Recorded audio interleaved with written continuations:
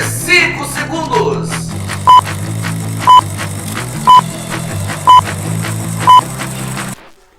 Firme e forte na onda do esporte, estamos de volta aqui no Momento do Esporte, agora para falar do Botafogo, que foi derrotado pelo Fluminense neste domingo, 2-0, perdeu para o Fluminense. E também do Machão da Gama, o gigante da colina, que atropelou o Cruzeiro lá em São Januário, meteu 2-0, poderia ter sido mais. Vamos falar também do Campeonato Brasileiro, 25ª rodada, os jogos que aconteceram com surpresas e a classificação, tudo isso dentro de instantes aqui no Momento do Esporte, que está começando, é claro.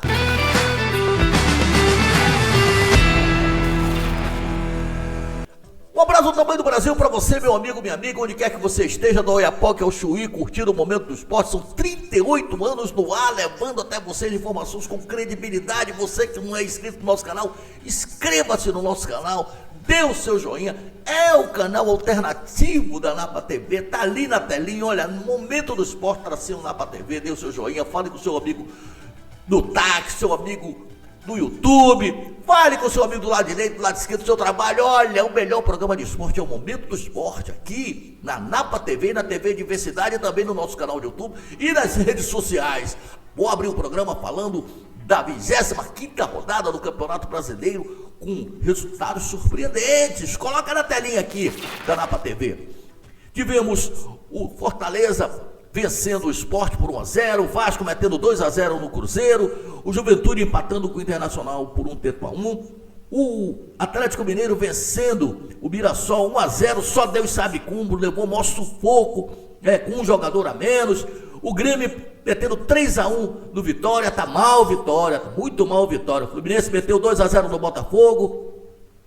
O Bahia venceu o Palmeiras, olha o Bahia, alô Bahia, o Bahia venceu o Palmeiras 1-0 com reclamação dos dois lados, né? O Abel sempre tem uma desculpa quando perde.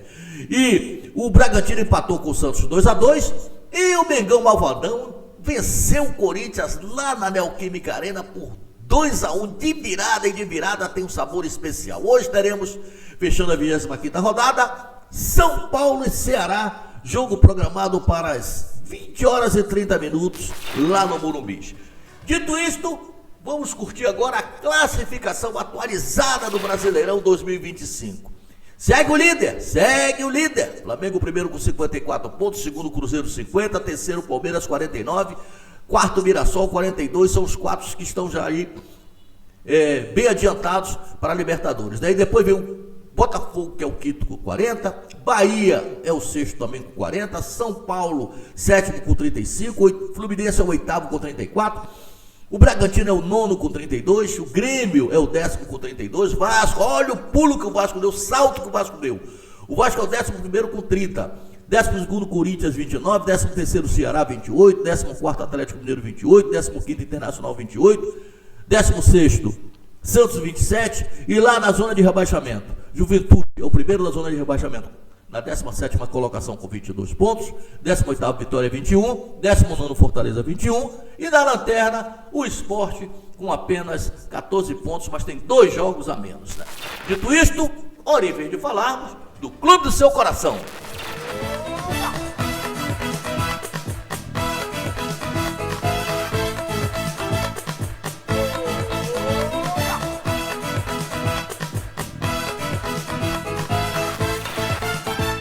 Começo falando, sabe quem? Do Botafogo nisso, Botafogo do meu amigo Vanberto, que tá triste, tá preocupado com a situação do Botafogo. O Botafogo tem que conseguir pelo menos a classificação para a Libertadores. O Botafogo perdeu o clássico, perdeu para o Fluminense do Maracanã por 2-0, né?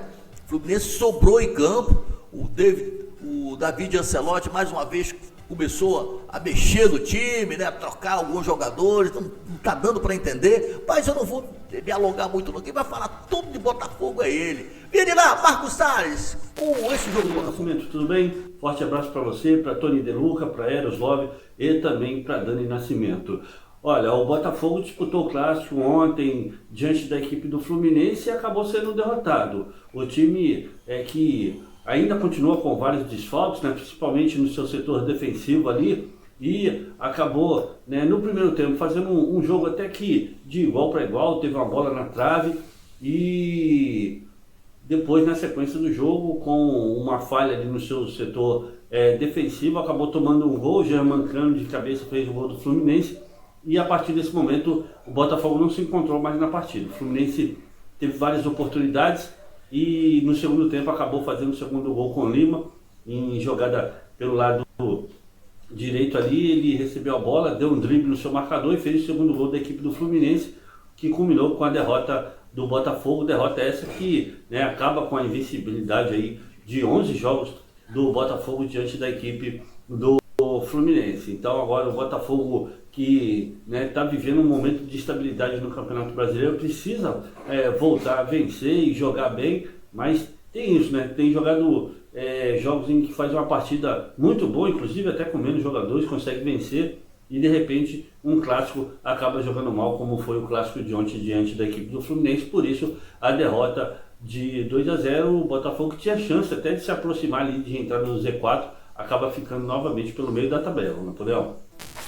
Valeu demais, obrigado Marcos Salles pela sua participação com o noticiário do Botafogo. Olha, vamos fazer o seguinte, vamos curtir logo o David Ancelotti, vamos explicar esta derrota do Botafogo. Fala aí, David Ancelotti. Até o primeiro gol, um jogo equilibrado, e depois o Fluminense faz um gol onde defendemos muito mal e perdemos, como acontece, como já aconteceu, perdemos confiança no jogo, não somos fortes nos duelos, tivemos controle na segunda etapa sem perigo, e depois outro segundo gol onde falta um pouco de força nos duelos, contundência, não sei como se diz em português. Boa noite, David. Acho que uma das coisas que chamou a atenção hoje no Clássico foi logo a escalação de cara, porque você optou pelo Cris Ramos com o Arthur Cabral no banco de reservas, e também, mesmo tendo opções para a ponta esquerda, acabou optando pelo Cuiabano, né, numa improvisação. Há algum tempo ele já não jogava dessa forma. E eu acho que tá dando ruim. Queria que, se você puder, explicar o porquê dessas decisões, porque o Arthur Cabral no último jogo contra o Grêmio começou jogando, ele vinha de lesão, mas começou jogando. Por que você tomou essas decisões? Porque o Botafogo também, a gente tem uma dificuldade de entender qual é o setor ofensivo titular do time, porque tem mudado com frequência. Queria que você explicasse isso. Obrigada. Tem mudado com frequência porque é difícil nesse campeonato manter um 11 todos os jogos, porque sempre tem desfalques, sempre tem jogadores suspendidos, sempre tem também lesões. Cabral vinha treinando, fez um treino antes do Grêmio e jogou, porque não tinha outra opção, porque Mastriani também estava machucado, e então ele jogou 90 minutos, estava muito cansado, o Ramos estava fresco, e precisava um pouco mais de profundidade na transição. Ele é um jogador que ataca mais o espaço, Cabral é um jogador mais de apoio, e Cuiabano é um jogador perigoso, o mais perigoso que temos agora na ponta esquerda. E a presença do técnico do Botafogo, David Ancelotti, que tem cometido alguns erros, né? Sobretudo nas escalações, ele está rodando o time. O Botafogo só está disputando praticamente um jogo difícil. E o Bahia costuma fazer bons jogos contra o Botafogo no Engenhão. Eu me lembro do último jogo, né? O último jogo que o Bahia jogou no Engenhão, acho que empatou. Então, é um jogo difícil. Agora, o David Ancelotti trate de definir esse time. Eu quero aqui abrir um espaço para parabenizar esse garoto que foi contratado junto à Volta Redonda, que jogou, entrou no fogo, no rabo de foguete danado, entrou bem com personalidade. E também o garoto, o David Ricardo, que jogou na zaga ao lado dele, né? Também não comprometeu. O Fluminense foi melhor, foi superior, não tem o que contestar. O Fluminense foi superior, jogou bem, venceu o jogo, né? Parabéns. Agora o Botafogo tem que melhorar, e melhorar muito, para poder continuar ali visando a classificação direto para a Libertadores. Bom, saindo do Botafogo, vamos falar agora do Machão da Gama, o gigante da colina. O Machão da Gama, que está muito bem, obrigado. Não para, veio do empate contra o Flamengo, venceu o Cruzeiro em São Januário, 2-0, venceu e convenceu. mas quem vai falar tudo dessa vitória é ele. Nem o sol cobre melhor o Vasco do que ele. Marcos Salles, fala aí dessa vitória, Marcos Salles. Volta agora, Napoleão, para poder falar do Vasco da Gama. O Vasco da Gama, que na noite de sábado em São Januário, com cerca de 19 mil torcedores vascaínos que apoiaram o time no tempo todo, e o time logo no primeiro tempo, com o Ryan, né, o garoto que vem se destacando no ataque vascaíno, o Vasco abriu o placar 1-0 em cruzamento do Paulo Henrique. Ele subiu lá no terceiro andar, cabeceou a bola no canto direito do Cássio e assim o Vasco saiu na frente. O Vasco continuou, né, dominando a partida e no segundo tempo ampliou com o Paulo Henrique. O Vasco, inclusive, poderia ter feito de 3 a 4 gols, né, mas conseguiu fazer 2 gols que determinaram a vitória para o Vasco. Vitória essa que faz com que o Vasco se afaste ali da zona de rebaixamento. Agora está ali em 11º colocado, né, com 30 pontos. É um time que está mostrando aí que pode ir mais longe no Campeonato Brasileiro, e isso vem fazendo com que a torcida, o time, a diretoria e a comissão técnica ganhem uma moral para a continuidade do Campeonato Brasileiro, Napoleão. Obrigado, Marcos Salles, pelas informações. Olha, alguns colegas nossos na imprensa falaram que o Cruzeiro não jogou aquilo que vinha jogando. Meu amigo, tem que valorizar a vitória do Vasco. Tem que valorizar a vitória do Vasco. O técnico Fernando Diniz soube. Olha, você tá vendo o gol do Ryan aí? Uma linda pintura. Foi lá do segundo andar e fez o primeiro gol. Tem que valorizar a vitória do Vasco. O Fernando Diniz provou que é um técnico competente. Foi dito inclusive ontem lá no vestiário do Flamengo pelo próprio Felipe Luiz, que o Fernando Diniz é um técnico competente, pô. Treinou a seleção brasileira, o técnico que foi campeão pelo Fluminense, ganhou Libertadores, então, pô, ele deu um nó tático. No tal do Léo Jardim. E o Vasco ganhou com sobra. Ganhou bem, tem que parabenizar o time do Vasco, os 11 guerreiros que começaram o jogo e mais os que entraram no segundo tempo, né?